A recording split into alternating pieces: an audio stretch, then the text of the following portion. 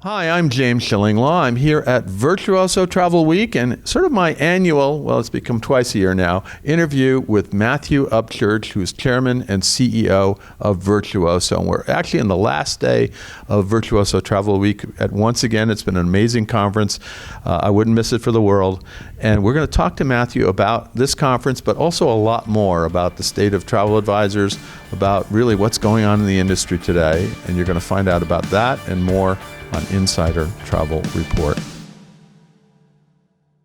Matthew, first of all, I want to thank you for once again inviting me. It's always wonderful to be here, to find out new stuff, to see what you say, to see what everybody else says, to hear your thoughts about a lot of things. Let's talk about this Virtuoso Travel Week. First off, were you happy with this year's event? And you made some changes. And it really is slightly different, and I think even better. So talk to us a little bit about the event itself. Yeah, actually, this is our 36th. Yeah. So I love the question here. How many have you been to? And I was going, all of them? Well, I haven't been to 36, but I've been to a lot of them. So it shows that you and I are getting a little older, I think. But I feel young. I feel good. Absolutely. No, and basically, we started back in 1989 with 20-minute matched appointments, and then we evolved, and then we went to 10 minutes, and then so there are years where we tweak a format. Things need to be changed based on market conditions, what's going on with the network, and this was a year of a major shift. Virtuoso Travel Week really is not an event anymore. It really is like a temporary city. Where we take over all of the Bellagio, most of Aria, Badara, and now part of the Cosmopolitan. And there's so many different things going on. Mm-hmm. And what we've done is we've kind of reconfigured the whole thing into a program where people could really kind of choose their own adventure. Mm-hmm. And then you have different types of advisors at different stages of their careers that need different things. So number one, you couldn't just register. So we curated, along with our members, we curated all the advisors that were able to come, offering a special program and hosting top producers. They didn't have to do the appointment tracks if they did not want to, which this time were fully matched, the matched appointments. And they don't have to even come for the whole week because, we tripled the number of global CEOs that were here. We had Bill Heineke from Minor Hotels. We had Manfred Lefebvre from A&K and Crystal. Omer Carr's here. A whole bunch of them this year. And there's a lot of activations, a lot of different things going on. And so really that was kind of happening already, and all we did is really kind of evolve it so that people could really then come in and focus on what they wanted to do. And they do have, there's a lot more flexibility, a lot more where they want to do. And actually, my challenge is the fear of being left out because there's so many different events that you don't know about, maybe you do know about, and I have plenty to go to, so it's not like, oh my God, I didn't go to that one. But, last night I saw your wife Jessica over at one event with both your sons, and I'm like, great, they're here, but then they went off to somewhere else, and we go all around. It's a wonderful, incredible event because it's not just the planned events and the sessions, and everybody it's as you said, it's a city of events. Yeah. One time I think you said there are how many different events going on at the same time? Yeah, the last I counted, there were we're here for roughly, well, it depends on whether you do Globetrotting on that, but 6 days, and there's over 700 or 800 different events going on over a period of days. Now let's talk a little bit about Virtuoso itself. How do you think Virtuoso has evolved to better meet the needs of travel advisor members and obviously your suppliers? And how important is Virtuoso to the travel industry as a whole today? Well, first of all, I'll repeat something I said on stage during the opening session. When I say Virtuoso, I don't mean a company. I mean our network. I was fortunate enough to meet the original owners of Allied Travel, which is the original 65 U.S.-based agencies that started this in 1950. And basically, I think that Virtuoso's played a huge role, number one, in elevating the reputation of the travel advisor. We started working on, PR stuff, even before we were Virtuoso. Mm-hmm. And then when we started working on, when we changed our mission statement in 2001, and that mission statement became to utilize the network to improve the compensation and personal fulfillment of the frontline travel advisor. Put it in simpler terms, if we don't make this a financially and personally rewarding career that can actually compete with a profession, being a lawyer, being a this, that, whatever, a profession rather than a mid or high paying clerical job, then we will have failed at a mission, and that's what I'm the most proud of. So I think we elevated that. I know that recently I was at some conference or something, and they said that that the percentage of people under whatever age was like 7 or 8%, and not in our network. I mean, we have so much new talent, and we've never seen Virtuoso advisors go from zero book of business to multi-million-dollar producers in a shorter amount of time than we do today. And we've also now added 4 additional countries since last year. So Virtuoso now has travel advisors in 58 countries. That's amazing. And I remember, it's taken you a few years, but you really are there. Now, I guess to corollary to that is now really the golden age of being a travel advisor, do you think? Well, it's funny. You did see them in the days. Different. It's funny because yes and no. I mean, it's been the golden age for us now for over a decade. I mean, it's unbelievable. And I do think that what's happening now is, for example, we have an amazing group of Gen Zers coming in, right? And Gen Z is 12 to 27 years old. And why is that? Well, I think one of the reasons is really simple, because they saw the younger boomers and the millennials succeed at it. Right. So we have the evidence now. It's not like we're trying to convince people. We're way past that transition. So, yeah, I think it is. I do think, though, that one of the things that we're going to see is I think if you're a travel advisor selling business, I think that creating a unique ability team, in other words, pairing up with other people that are really good at doing the things that you're not good at, is probably one of the most singular important things that any advisor can do today to improve their business. Yeah, well, that's also the way you work here. You're not competitors really all the time. You're working with other people, and it's developing. It really has changed a lot. Now, of course, we still have some people out there who don't get it.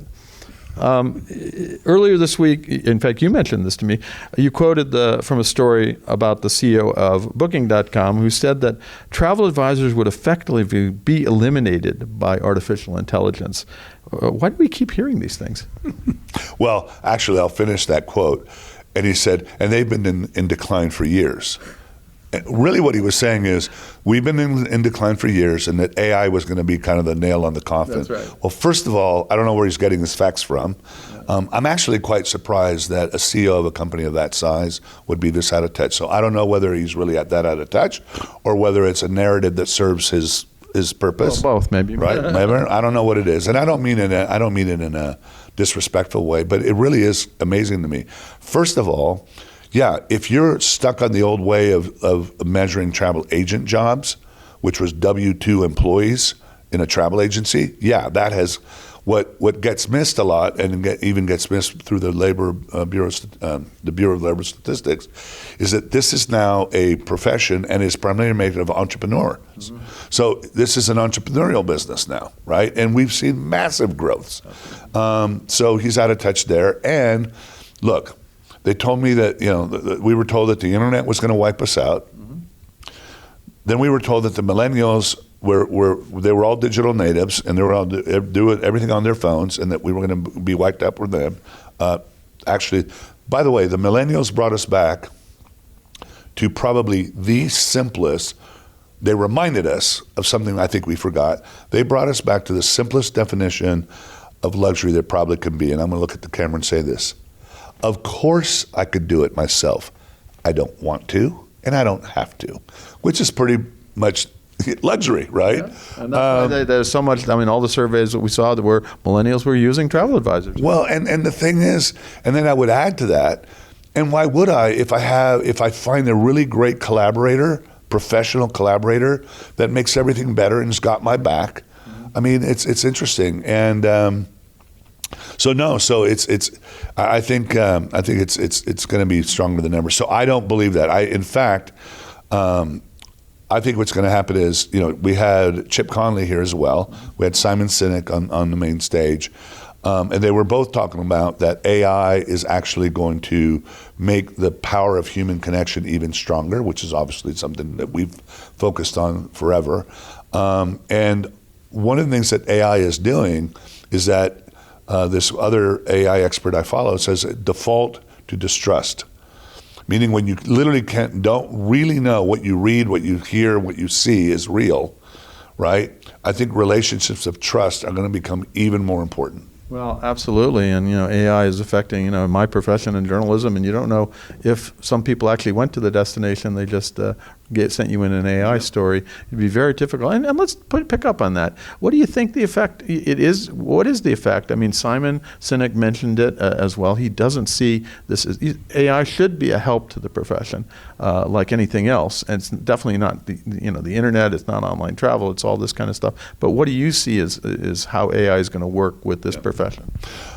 Well, first of all, I'll say it the way I said on stage as well. I've had a philosophy in technology that predates AI, and that is automate the predictable so that you can humanize the exceptional. Mm-hmm. So the reality is, and that it's amazing how well that thought has held up over all these years, because AI is it is the most powerful automate the predictable tool that we've ever had. Mm-hmm. Now, here's another thing that's changed though. AI is also the most sophisticated technological tool that has gotten democratized, meaning that we all have access so quickly, all have access to it at very low cost of any technology in the history of the planet. So that's pretty amazing, right? And so the real challenge for our profession is, what does humanize the exceptional mean, right? And by the way, when I say the exceptional, you probably think of exceptional as being good. Mm-hmm. Exceptional isn't just when things are good, it's when things go wrong. And anybody in hospitality, for example, will tell you that some of the greatest loyalty in hospitality wasn't created when everything went perfect, but when something went really wrong. And it was the way in which you recovered. But at the end of the day, only a human can really apologize for you to feel it. So, and I think the only thing I would build on this is we have to understand as the profession that we're not just selling experiences, we are the experience. Right. How you deal with an advisor, how you interact, how you ask questions. I mean, think about it. Prompt engineer versus appreciative inquiry, mm-hmm. Asking a good question that creates an emotive connection. Those are things that I think are going to be part of the zeitgeist. And Chip Conley presented something that I thought was great. He said, we went from the information age to the knowledge economy, and we're entering the wisdom economy. That's an interesting phrase. Yeah, that's great. Now, let's talk about that. Where do you see travel advisors now in the distribution system? You still have people saying, well, they're kind of a middleman, but I know you don't feel that way. What exactly is a travel advisor in the sense? Is it really a crucial part of the distribution system for travel? Look, it's amazing that there's even any doubt about this now. First of all, one of the things that, you know where the problem really lies? The problem doesn't lie with all the partners that are here, but they report to either a CEO that doesn't get it, or maybe isn't, or whatever, or the financial people, or the 28-year-old Wall Street analyst. Well, you could make so much more money if you just cut all these commissions. Well, go talk to American Airlines about that. Well, yeah, and I was going to mention that. I mean, that was American. That was the big sort of the whole NDC, and they went away from it. And then I was sitting at ASTA in Dallas when we heard the news that they were reversing track, and now we're sorry, never mind, right? Yeah, no, and it's look. Here's the thing. One of the best ways to disarm, when somebody holds a belief, one of the best ways to disarm them and open their mind is to actually agree with that belief. So here's the deal. If any CEO out there today in the digital world isn't creating the best direct-to-consumer experience they can, unless they're a specialty company that only wants to B2B or whatever, which there are some, obviously, I would probably fire them. The thing is that it's not an or thing. So what you want is, I want to build the best direct-to-consumer experience I can, but then I want to be the best possible partner I can be to my value-added partners who bring me clients based on a value proposition that's nearly impossible for me to duplicate. So I want to make it easy to do business with them, right? And I want to make sure that these two things, that the commercials are even, the whatever, so that you get the best of both worlds. Yeah. All I'm asking is for the ability to compete. And what's so funny is that a lot of times we're bringing the highest ADR, the highest whatever, et cetera, et cetera. But the problem is a lot of times that the financial, everybody's always trying to squeeze more ROI. That's important. But particularly in luxury, that's the other problem. Every industry is polarizing between optimized commodity and optimized experiential. And the problem is that the metrics and the measurements and the things you do are very different in those two areas. Mm-hmm. So what you see a lot of times in distribution is the commoditization of that. Yeah. When I hate the word intermediary needs to be abolished. I don't even like the word distribution. Okay. But I can live with that one. If a client can book something direct easily with you, but chooses to deal with an advisor, I am not an intermediary. I am the client's primary choice, right? So we just need to abolish that. I would agree, and absolutely. Now, I want to get to the sort of a couple of questions. You've really succeeded in making Virtuoso a truly global organization. It was always, obviously, you had partners around the world, but now you have members around the world. You have, where do you take the organization from here, and how do you keep expanding? How do you keep meeting the needs of your members? Well, we're meeting the needs of members in two very specific ways. Number one, once upon a time, our members and our partners were businesses, and we were, maybe you could call this a platform. Today, everybody has the ability to be a platform and basically be able to build systems. I see the future of Virtuoso being kind of a layer down, which is almost like what I call a human-centric operating system, which is our ability to take capabilities, data, content, all kinds of things, and create it in such a way that it can then be ingested and applied by the unique way in which all of our members and our partners. So we're here to add value to the way in which they operate, not to, because everybody needs to have that. They need to have their own way to do that. The other is that this organization has always been kind of a collection of the Pareto principle, even back to the original. 20% of our advisors do all of our Africa, 20% do this, and we kind of shared each other's credibility and buying power. Now what we see is the ability to apply that way more sophisticated to understanding specific consumer traveler opportunities, single women travelers, adventure travel, this, that, whatever they may, sustainable regenerative travel, things like that, where we build the ability to be relevant to very specific market segments. So that's how we grow. I call it growing larger and smaller at the same time. Well, you also call it communities and things like that. You've been really focused on those communities in different areas of travel and getting people to really work in those right. places, right? Yeah, and it's been insanely successful. I think the one thing we're going to do is, we've raised. I think the other thing that's made us successful is we really have created a consumer traveler recognized brand. So, if you look at our, overarching thing, the creation of the Virtuoso brand was to create preference for Virtuoso members, advisors, and partners. This is why we literally have countries, states, regions, and cities coming to us and basically hiring us to present their destination as Australia for Virtuosos, Canada for Virtuoso, Los Cabos for Virtuoso, and on and on and on. Well, who would have thought back in 2000 when you and I were in Vienna that when you wanted this with Virtuoso, but it's really exploded, and the Virtuoso brand is really known worldwide for luxury, and that's an amazing accomplishment. I never quite expected it because you and I both remember when some of your members were we're API Travel, right? Remember that? Well, you know what they say. Failure is an orphan, and success has many parents. That is absolutely true. Well, that's it. Now, the last question for you: Are you still personally fulfilled as really leader of Virtuoso? Is this something you still gets you excited every morning, and do you still like meeting the challenges, and of course taking advantage of the opportunities that are in the market? More than ever. You go through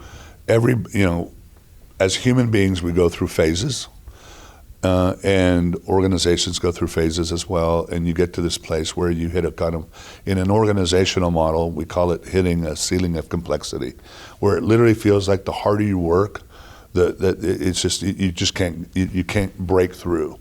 And sometimes that just takes you have to kind of step back, look at this, what's systemic, what is structural, what do you need to do? And I think what's interesting is that I feel like we've done a lot of work, and I came into this, let me put it this way, I came into this Virtuoso Travel Week, and I literally felt like I had done half the work for twice the output. In fact, my kids go, Dad, did we cancel Virtuoso Travel Week this year? I said, why are you asking that? We've never seen you so chilled in the summer. So that's got to be a good sign. Well, usually you take a long break afterwards and you go off, and you're going to do that anyway. All right, we're going to do a second one next week. But I will tell you one last thing. On average, we have somewhere around 30% of people here are new. Our entire opening session with Simon Sinek and the whole thing was about, it's about meaningfulness, about the why, it's about connection, it's about all these things. And what really gets me is, our greater purpose is enriching lives for human connection. So there were a number of people that I asked here this week, hey, particularly the new ones, you've heard about it, it's both famous and infamous, you've heard about the whatever. Tell me one thing, knowing that you had an idea of your head, what you were going to find here. Tell me one thing that you weren't expecting or that really surprised you. And I'm telling you, there was such a great, many of the answers were basically a variation of, there's just this generosity of spirit, this willingness. I mean, there's this feeling. And, I showed the video of Stephen Bartlett. I mean, Stephen Bartlett's one of the most famous people right now. He came and spoke to us last year, and I opened my keynote speech with a video of Stephen Bartlett, who basically spent 24 hours with us. And I said, hey, Stephen, what are your first impressions? And he said, I knew what he was going to say the first answer because he told me backstage. He goes, the energy in this room I totally did not expect that. And then he said, but you can even feel the kindness in the hallways. So for me, that's what keeps me going when, to do something that has had a positive impact on somebody else's life is one of life's greatest gifts. And that's why it keeps me energized. Fantastic. Well, Matthew, I want to thank you again for inviting me as usual. How many years have we been doing this? It's been a while. But as you said, we keep finding new energy, new people coming in the business. Travel is just one of the most amazing things I've ever covered as a journalist. Couldn't think of anything else better. And also, really, to cover you over these years has been fantastic as well. I want to thank you again. And let's have a great time at the gala tonight. And then. So we got we're super excited because we have Cynthia Erivo as our singer tonight. Yeah. And when we signed her, I didn't realize she was going to be all over the Olympics and on every single trailer of the new movie Wicked. Wicked, right? Absolutely saw that. Well, we're looking forward to that, and I'm looking forward to seeing you actually afterwards later too. So are you going to be the good witch and I'm the bad witch? I don't know. I don't know. I'm always confused at that one because the bad witch is the good witch and all that. I know. There you go. That's life. Anyway, I'm here at Virtuoso Travel Week once again. It's been an amazing week, and this is Insider Travel Report.